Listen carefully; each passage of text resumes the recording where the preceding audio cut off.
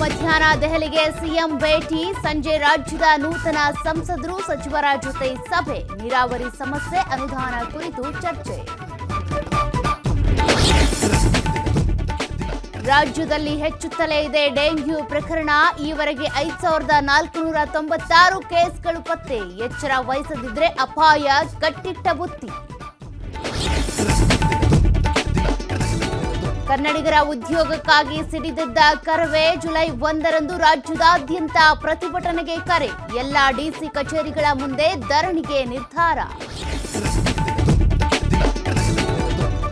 ದಕ್ಷಿಣ ಕನ್ನಡ ಜಿಲ್ಲೆಯಲ್ಲಿ ಭಾರೀ ಮಳೆಗೆ ಅವಾಂತರ, ದರೆ ಕುಸಿತ, ಸರ್ಕಾರಿ ಸ್ಕೂಲ್ಗೆ ನುಗ್ಗಿದ ನೀರು, ಶಾಲಾ ಕಾಲೇಜುಗಳಿಗೆ ರಜೆ ಘೋಷಣೆ.